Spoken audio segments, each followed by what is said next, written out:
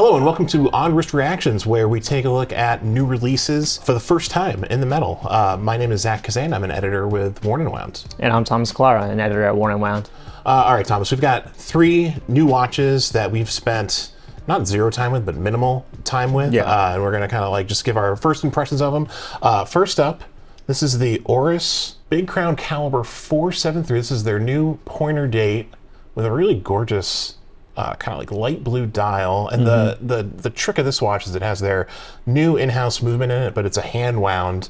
What are your initial impressions of this watch? Yeah, you know, I did the introduction piece for this on the site, and yeah, I mean, I like it. I'm a fan of the 38 millimeter case, and it just seems like whenever they do something special with the big crown, whether if it's like a limited or special edition, it does come in this like 38 sizing, whether it's the Cervo Volante collaboration they did, or it's the other big crown where they first introduced I think it's the Calibre 403. Right. 38 seems to be the magic number whenever they do something like this. And what's special about this is the Calibre 473. Like you said, it's a hand-wound movement.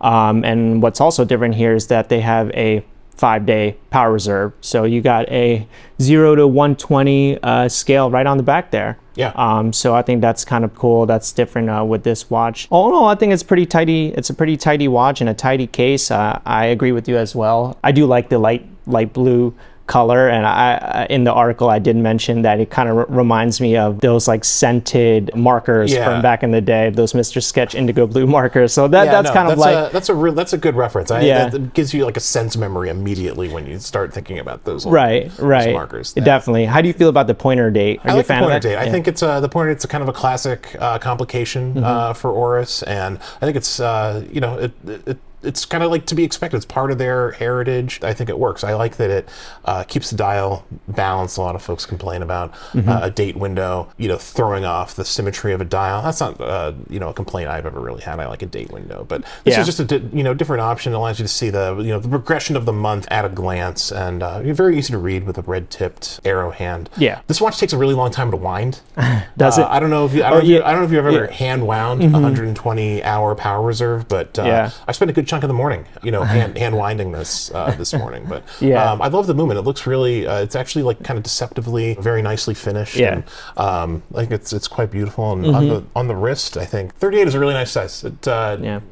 It wears pretty well on my wrist, I think. Just a nice casual kind of like everyday wear. Yeah, and it looks great on the Cervo Volante strap, which is a deer leather strap, and it's part of their like Change for the Better campaign initiative, right? And then this is also the first time that Oris is using this like kind of butterfly deployant clasp as well. I guess we're gonna know more about this watch when you kind of have it in. Yeah, I'm going to spend some time kind of wearing this on a day-to-day basis. I'm going to write it up for the site, and I'm excited to kind of like just get a feel for how it functions as a daily wear. For sure. I will not have to wind it fully ever again. Right. So I feel my calendar clearing up already. Yeah, for sure. Well, that's the Calibre, Oris Calibre 473. So more on that on the site soon.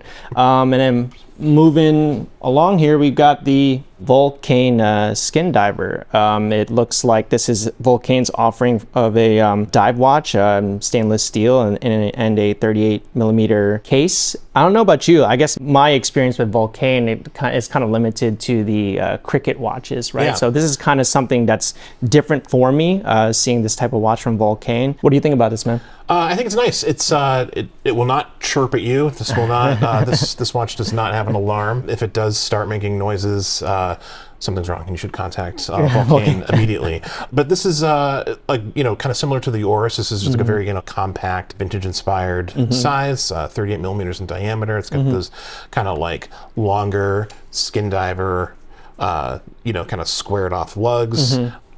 It works pretty well, I think. Yeah, no, I totally agree with you, man. I think 38 millimeters is I think when you start kind of like looking at the size like in these like millimeter variations, you do kind of start seeing the difference there. I think in my personal opinion, putting this watch on wrist, it kind of reminds me of the Seiko, the SNE 573, which is also 38 millimeters, and it's kind of like on the svelter side. So, and you said that this was like 12 millimeters, I believe. Yeah, thick, it's just a little over 12 millimeters. Yeah. Like it has a domed sapphire right, crystal too. That's which gonna kind of add a probably little- adds a little bit. So you're kind of looking more so closer to maybe like 11, which is kind of like what the Seiko SNE 573 is. So I mean, this is just a nice like vintage kind of like vibe that I'm getting here. And I mean, kind of glancing at the dial, it kind of does kind of resemble a little bit of the Diver 65. Yeah, there's a little bit. A few folks in the office who shall remain nameless mistook this for an Oris. Right. That's not a bad thing. I think. No, that I don't think so at all.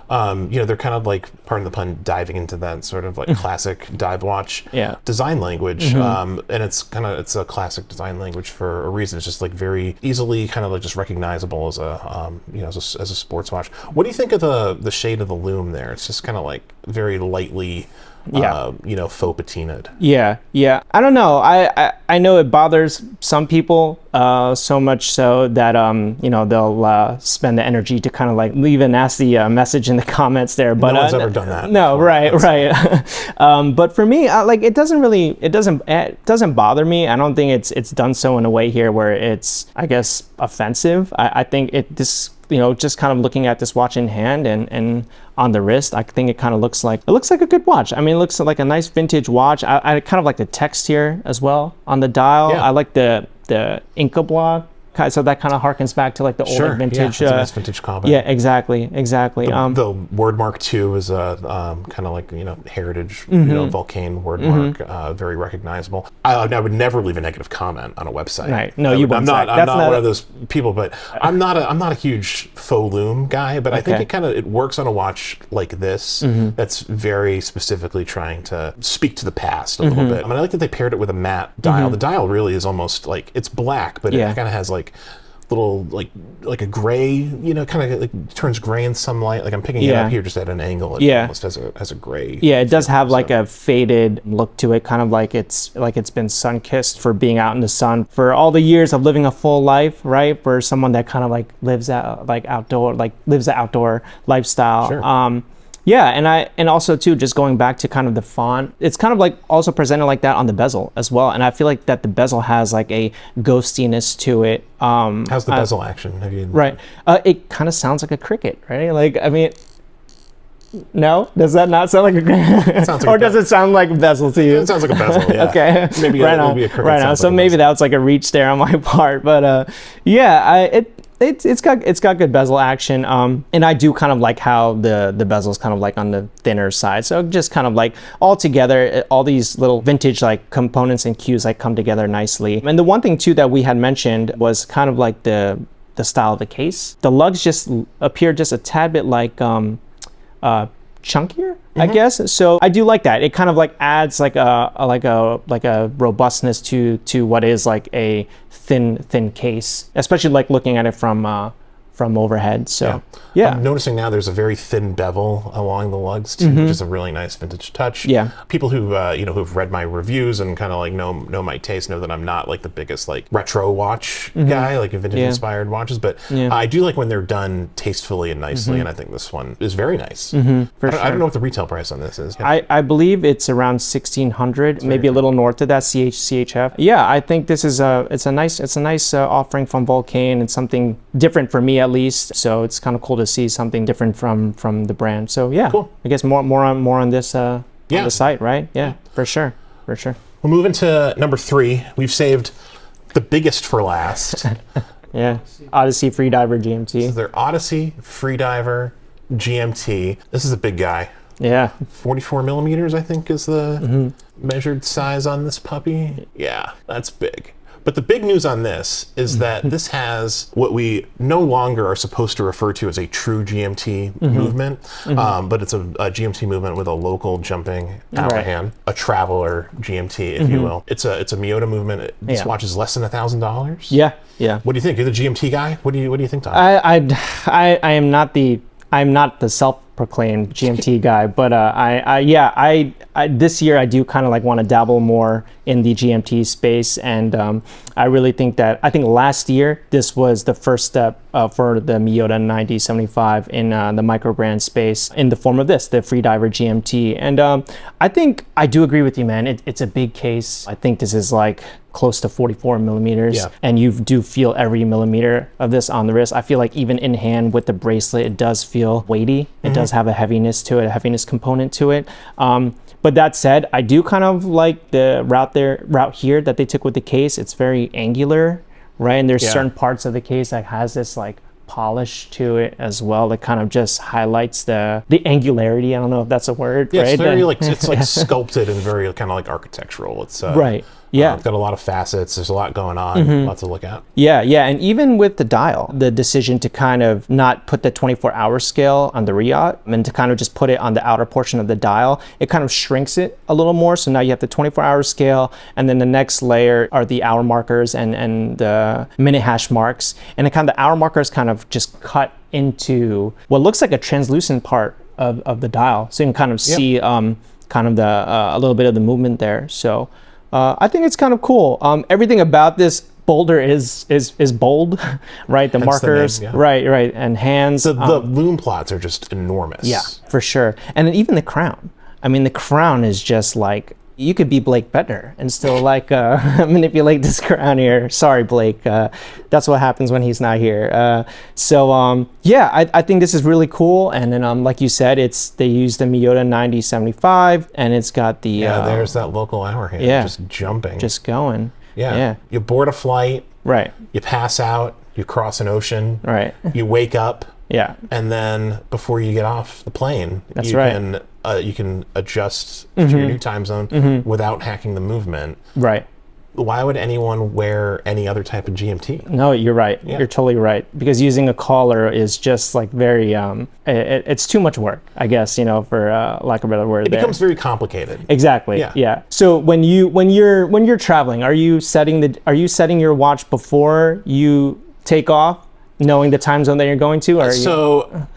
It's a good and fair question. Yeah. Sometimes I will do that. More often than not, I will set my watch after I land, but I don't like prioritize it. It's not something that I do like on the plane. Right. Because usually I'm capable of doing simple arithmetic, like adding 6 hours, subtracting 3 hours. Yeah. I can handle that and not look at my watch and think, oh my God, where in the mesh of time have I gone? Yeah. I don't get so confused and have that sort of existential crisis. So you don't need a GMT then? I mean, I love a GMT. Yeah. Like, I think that a GMT is incredibly practical and useful, particularly a flyer style GMT like this. But my life doesn't fall into a tailspin if I travel and I don't have a GMT. Yeah. Yeah, you know what? I'm not too shabby when it comes to doing simple math. Yeah. But I do like the GMT, and this is kind of like a cool offering. And for me, when I think of 2022, I do kind of think of the Miyota 9075 starting to kind of integrate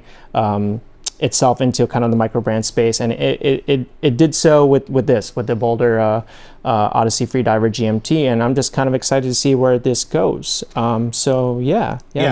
It's really it's exciting that more small brands, smaller independent brands are going to have access to this less expensive GMT movement. Miyota makes a really solid, reliable movement. As we point out on the website whenever we get a chance, and the fact that they have this kind of previously kind of hard to reach style of GMT movement is really exciting because it is super functional. For sure. And it'll be cool to see what other brands how the brands put their spin on it and put their unique for sure unique design language into it. This is BOLDR through and through, though. So we got 3 different watches here. We've got a Skindiver, we've got a very big GMT, and then we got a pointer date from Oris. So, I mean, which one are you gonna go with here if you had to choose one? Yeah, which one would you go with? I mean, it's probably just because of like pure sizing. I like I like a watch in that kind of 38 to 40 millimeter realm. I'm going with probably either the Oris or the Vulcain. Yeah. Probably the Oris. I am gonna, like I said, have the Oris for a little bit to write it up for sure for review.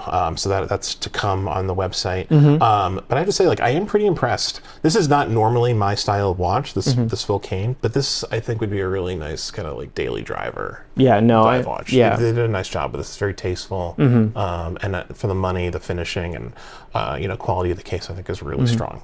Yeah, no, I'm gonna have to agree with you, man. This Vulcain is like a nice thing here, and if I didn't have the Seiko SNE 573 and didn't kind of get that wearing experience from that watch, then this kind of would have been the one I would have gone with. So this comes in at a close second, but yeah, I'm gonna have to go with the Oris. I mean, I'm pretty famous here around the office to just kind of be solely about black dial watches, but it's kind of cool. This blue is kind of is done in a cool way by Oris, and yeah, and it's kind of neat to kind of have a watch that can go for 5 days, right? Yeah, and just set aside time in your schedule for right to one, if it ever gets down to zero. For sure. Well, there you have it. Yeah. That's this week's Oris Reaction. Thanks so much for joining us. Give us a like and subscribe on YouTube, and we'll see you next time.